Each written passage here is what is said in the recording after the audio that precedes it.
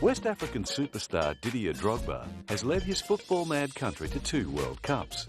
With the 2010 competition on the horizon, the Chelsea striker once again carries the hopes of the nation. Didier Yves Drogba Tabili is known as one of the best strikers of his generation. Captain and all-time top scorer for Côte d'Ivoire, Didier is playing the best football of his career, but it hasn't been the easiest of rides. He grew up in the multicultural metropolis of Abidjan, the nation's largest city. It boasts more than 5 million residents in the metropolitan area alone. Of all the languages spoken there, French is the most common. Densely populated and ravaged by civil unrest and corruption, Didier faced the kind of childhood challenges that few of us face in a lifetime. At the time, Abidjan was enjoying an economic boom and huge growth, thanks to the pro-Western policies of the Houphouët-Boigny government. Although this prosperity brought modernisation to parts of the city, other areas of Abidjan have been in decline since the 1980s. At the age of 5, Didier was sent to France to live with his professional football-playing uncle, Michael Gobber, but after becoming homesick, he was sent home 3 years later. He was destined to return to France again shortly after, when both his mother and father lost their jobs. His parents later joined him there, and in 1993, they settled in the Paris suburb of Antony. He played with youth club Lavalios before joining the Ligue 2 club Le Mans at the age of 18.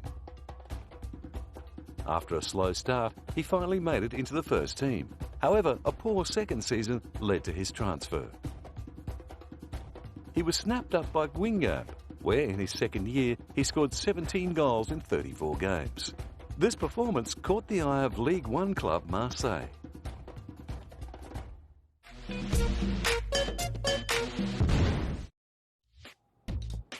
Didier Drogba was transferred to Marseille in the summer of 2003.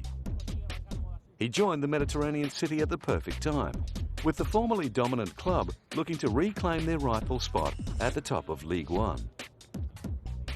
Didier thrived under the pressure. In his first and only season with the French club, he scored 32 goals, including 11 goals in Europe. Thanks to his golden strikes, Marseille qualified for the UEFA Cup final, but sadly, a hip injury had put him in doubt for the clash. Ça va très bien. Drogba will be playing. It's taken us a while to get him on his feet. I hope his presence will give us the opportunity to win. Le maximum de chances pour vaincre contre cette équipe de Valence. Even with Didier in the game, rivals Valencia would be tough to beat. With their 14-match unbeaten streak, they were the clear favourites. Although Marseille had their chances to take the lead, it was Valencia who scored first after a match-altering penalty, which saw the French club's goalkeeper sent off. With Marseille one man down, Valencia dominated the second half and won the UEFA Cup 2-0. Despite losing the UEFA Cup, Didier's stellar season in Ligue 1 caught the eye of Russian billionaire and Chelsea owner Roman Abramovich. The offer of around €26 million for the young striker was hard for Marseille to refuse, and although Didier would leave France with a heavy heart, all parties agreed to the deal. After only 1 year in top-tier football, he crossed the channel and set about repeating his Ligue 1 form in one of the most prestigious football competitions around the globe, the English Premier League.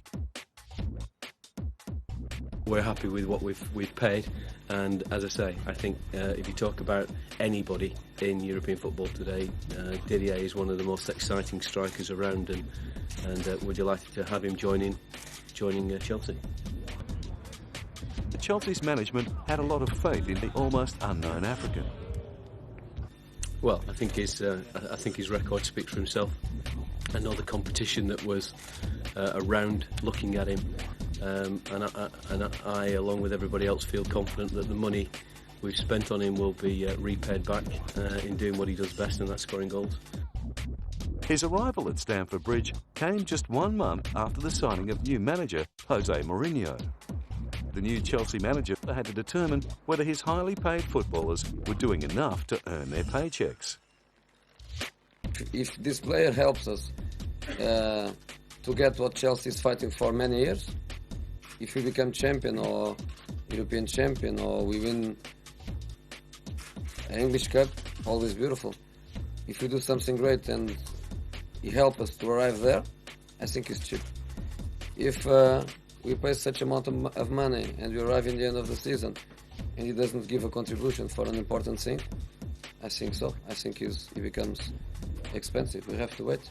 But again, in the history, you go to the history and you will find a lot of 5, 6, 7 million pounds players really expensive because they play nothing.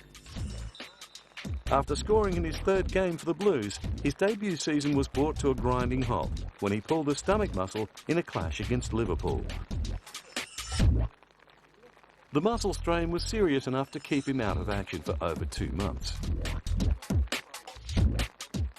Injuries had been a regular concern in Didier's career thus far, and with Chelsea hitting their stride, he was keen to regain full fitness. But on returning to the side, he struggled to find the kind of form he'd brought to Marseille. And although he did enough to keep himself in the team, there was no doubt he wasn't playing to his potential. Because, I'm not in 100% this season. I've never been in 100%, but I know that if I'm in 70%, I will give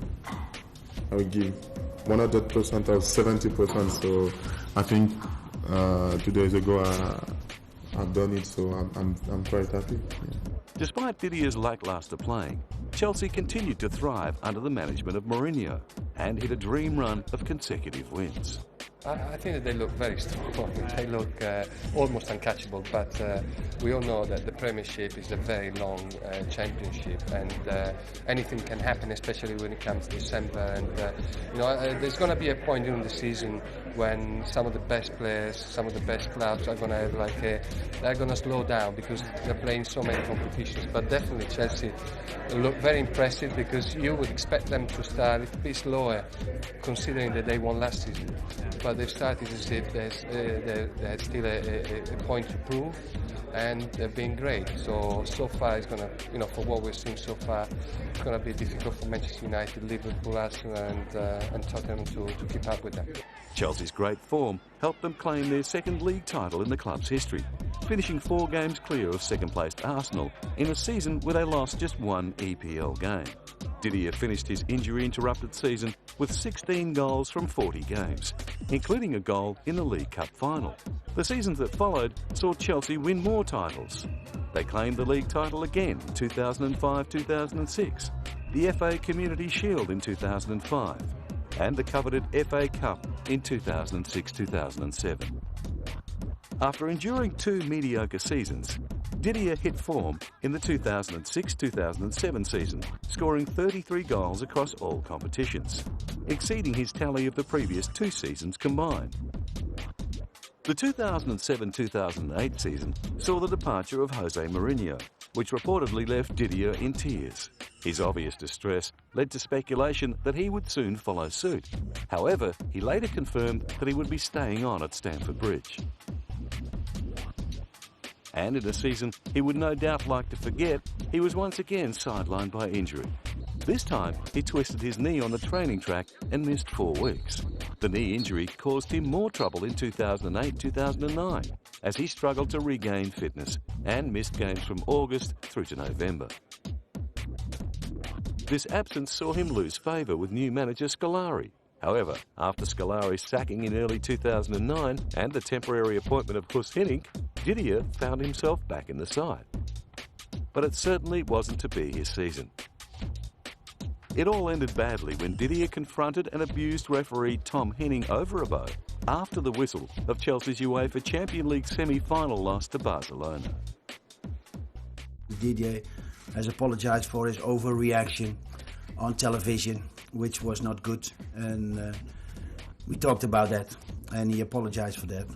I think apologizing is openly is, I think, a big step forward to that, and I think we have to go on. For that well-publicised display of bad behaviour, Drogba received a 4-game European ban, which was later reduced to 3 games after Chelsea lodged an appeal. On returning from the ban, Didier looked to be back to his best, scoring regularly in the first half of the 2009-2010 season and nailing 14 goals from just 16 appearances. With both Chelsea and Didier finding form, the future looks bright at Stamford Bridge. As long as the West African striker can stay injury-free, his best football years are yet to come. Playing in his 6th season with the Blues, Didier has had the best start to a season so far in his career and is on track to beat his 2006-2007 record of 33 goals.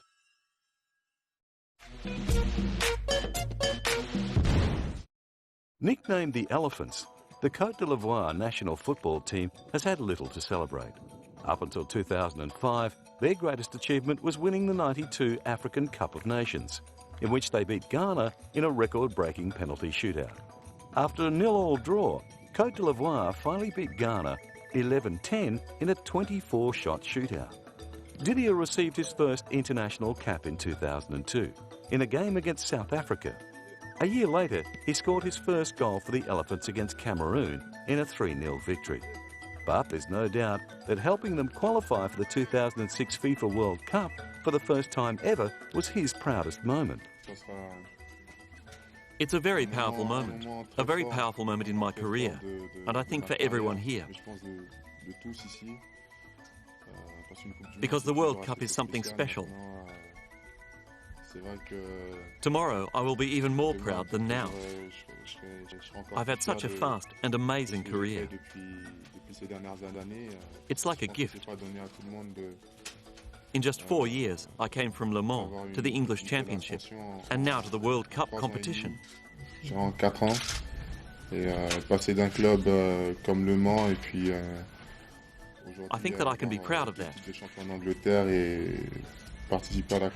It will certainly give me lots of memories.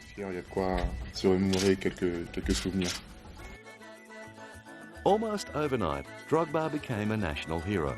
World Cup fever swept the Ivory Coast, and many fans attributed their success solely to Didier. And with good reason. His 9 goals from their 8 qualifying matches was one of the greatest returns in World Cup qualifiers. The fans couldn't get enough of him. In Ivory Coast we are lucky. We have Drogba, Aruna and others. They play in Europe and we have a good chance of making it, so I'm not worried. Despite Olivier's optimism, the Elephants found themselves in Group C, aka the Group of Death. Facing an uphill battle before they even got off the plane, Côte d'Ivoire played admirably in their World Cup matches. They lost 2-1 to the much-fancied Argentina and Netherlands, and won their last game 3-2 against Serbia and Montenegro. A gallant effort for any country playing in their first World Cup. With the 2010 World Cup coming up fast, Côte d'Ivoire fans once again went into a football frenzy. However, in March 2009, their over-exuberant support turned to tragedy. With around 50,000 fans packing the stands of the Houphouët-Boigny Stadium, a stampede broke out after tear gas was fired into the crowd by police. What happened on March 29 is a national tragedy. We are here now to pay our respects, and particularly so that people don't forget what happened. With outdated stadiums and poor safety regulations, stampedes and riots are a common occurrence in Africa.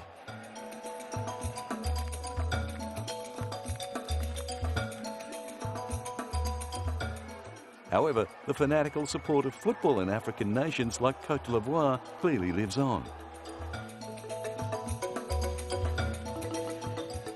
So passionate are the fans that no past troubles can eclipse the thrill of a national team win, although Didier hopes never to see a repeat of the 2009 tragedy. I think that everybody has responded very well. It was a difficult match, and the public must be good for a time. After Didier led his country to their first World Cup, he was rewarded with the captaincy. The Côte d'Ivoire's best player was now the team's leader and ambassador. If this created extra pressure for the striker, he didn't let it show, as he led them to the African Cup of Nations final in 2006, where they eventually lost to Egypt 4-2 on penalties. 2 years later, they looked to be in top form when they thrashed Guinea 5-0 in the quarter-finals. However, they lost to Egypt in the semis and eventually finished fourth.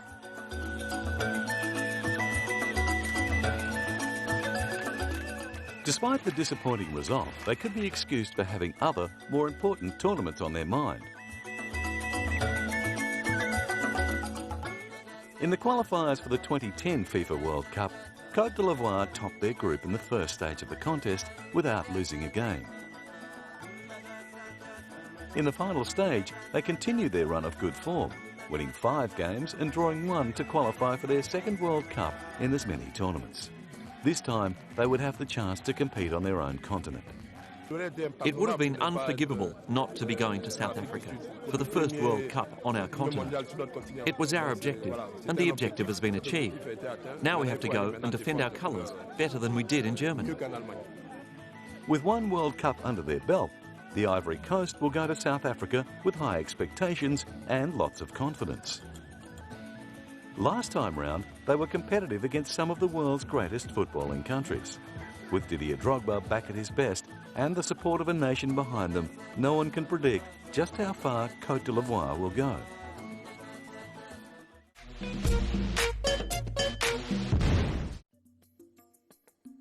In recent years, Didier Drogba's on-field rants have portrayed a rather unflattering side to an otherwise gentle persona. Off the field, away from the heat of battle, Didier is known as a gentle family man. He and his wife Ala have 3 children. The eldest, Isaac, was born in France in 1999. Since being appointed by the UNDP as a Goodwill Ambassador in 2007, Didier has been heavily involved in charity, particularly in Africa.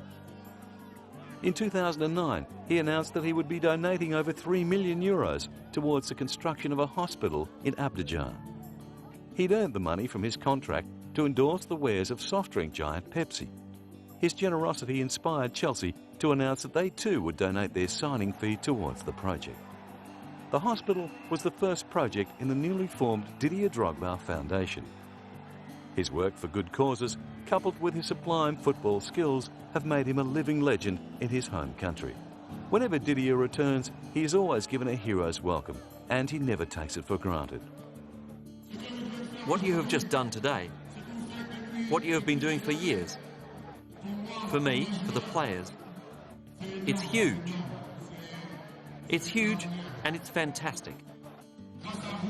Because of you, I find the strength every day on the field to give you the best of myself. The Didier Drogba Foundation, along with his role as Goodwill Ambassador for the United Nations Development Programme, will give Didier the opportunity to keep giving back to his fans for years to come. In 2008, he joined the ranks of many of his peers and became the subject of a book entitled Didier Drogba, Portrait of a Hero. The biography written by John McShane reveals the Chelsea striker's early struggles, his constant battle for acceptance, and the truth about his rivalry with fellow Chelsea player Shevchenko. Portrait of a Hero is a testament to the success of a footballer who didn't get a proper start in the game until he was a teenager. Didier Drogba has come a long way from the crowded streets of Abidjan. Now playing for one of the best sides in Europe, he earns around €5.8 million from football and his endorsements. His paycheck from Chelsea puts him high up in the list of football's top earners. With a contract worth €4.8 million, he's not too far behind teammate Frank Lampard.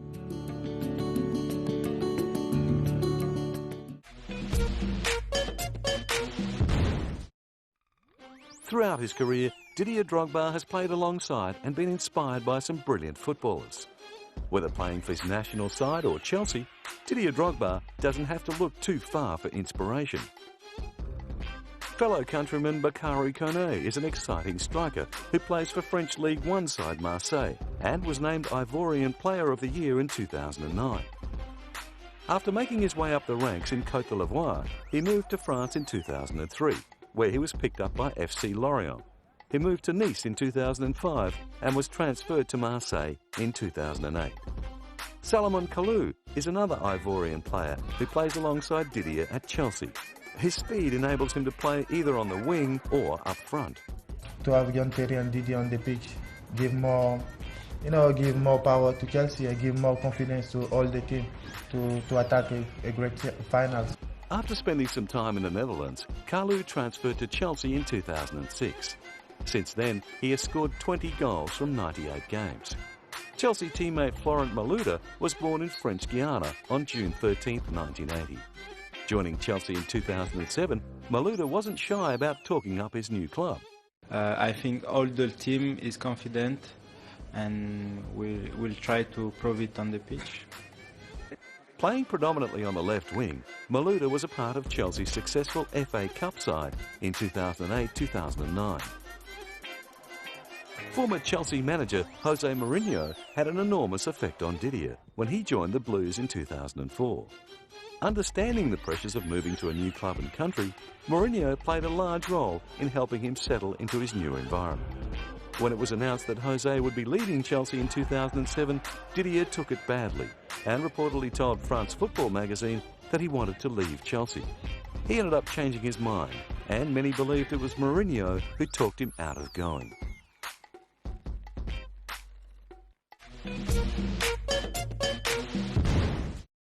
Didier Drogba and other African stars like Frédéric Kanouté and Samuel Eto'o are all finding form at the right time.